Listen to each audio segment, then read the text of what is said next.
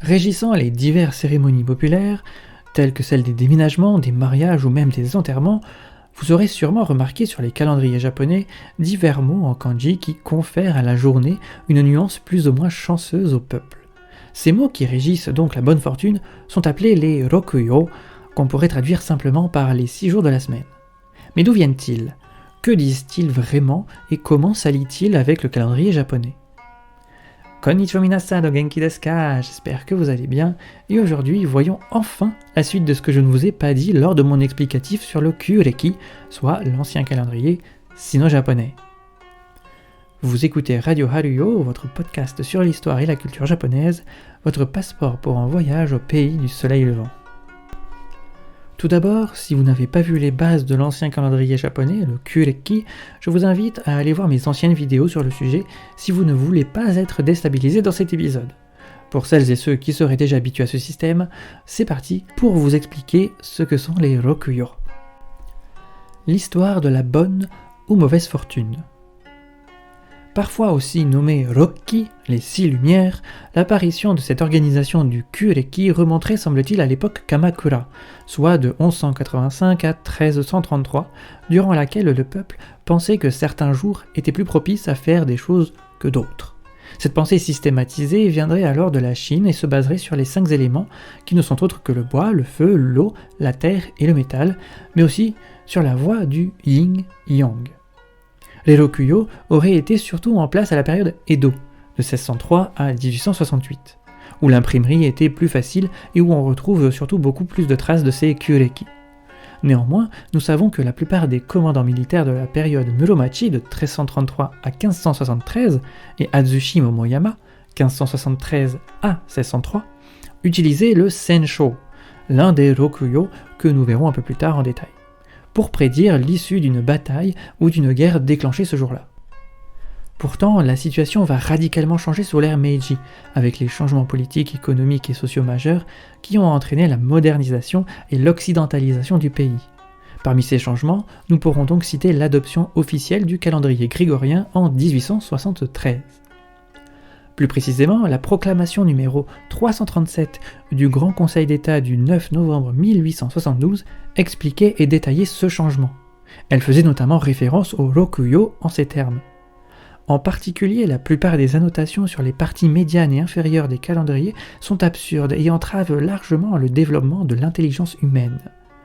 Et proclamée plus tard, le 24 novembre de la même année, à partir de 1873, avec la publication du calendrier solaire, les annotations absurdes sur les parties médianes et inférieures des calendriers seront totalement interdites, y compris les indications sur les points de chance, les points de malchance et les jours heureux ou mauvais. Toutefois, après la fin de la Seconde Guerre mondiale, le contrôle du gouvernement sur les rokuyo sera levé, bien qu'il est toujours vrai que leur utilisation est aujourd'hui controversée. Expliquons maintenant les termes.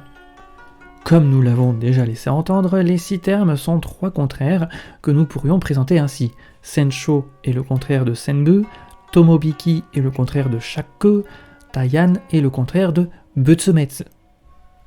Sensho représente la bonne chance le matin et la malchance l'après-midi.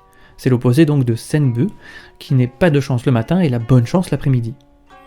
Tomobiki, quant à lui, est la bonne chance toute la journée sauf à midi, qui est l'opposé ainsi de Shakko, qui n'est pas de chance toute la journée, sauf à midi. Ensuite, nous avons les derniers, avec Taiyan, qui est la bonne chance toute la journée, qui est l'opposé de Butsumetsu, qui est la malchance toute la journée. À présent que nous savons cela, expliquons désormais chacun de ces mots et ce qu'ils représentent dans le Kyureki, et aujourd'hui dans le calendrier grégorien d'ailleurs.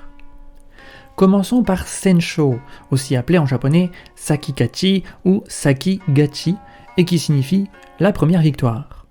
Celui-ci serait attaché à l'expression japonaise « il faut agir tôt pour gagner », soit en japonais « sakinzureba sunawachi katsu ».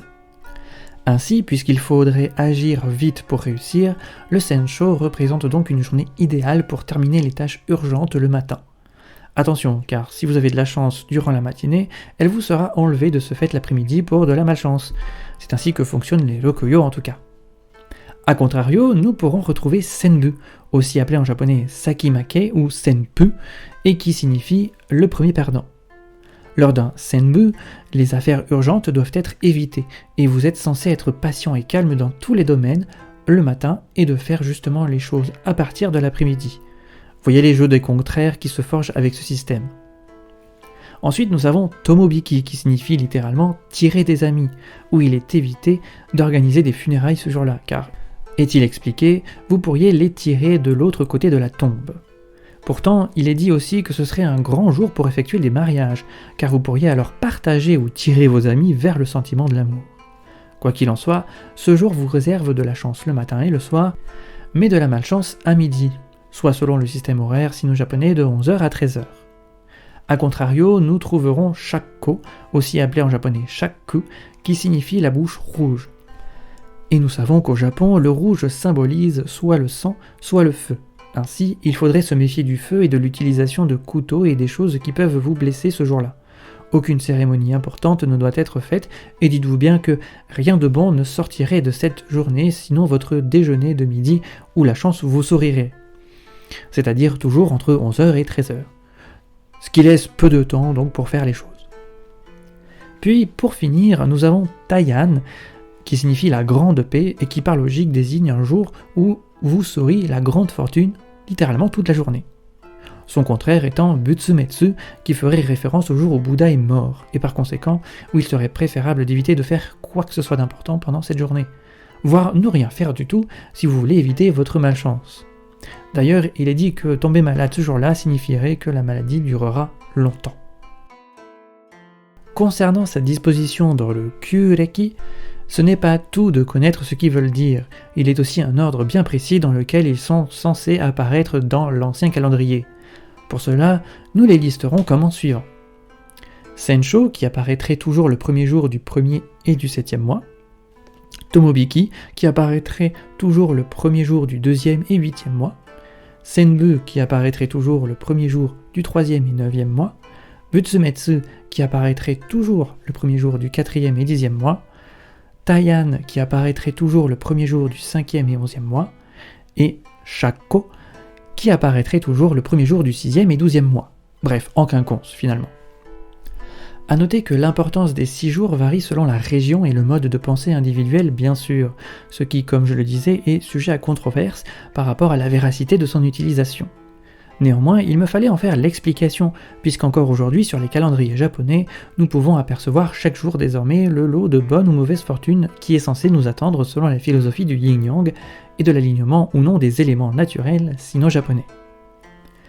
Voilà, cet épisode est déjà terminé, j'espère qu'il vous aura plu et vous en aura appris plus. En attendant la suite, n'hésitez pas à aimer, commenter, partager et à vous abonner si ce n'est pas déjà fait. Et je vous dis sur ce, à bientôt pour de nouvelles infos. Matane!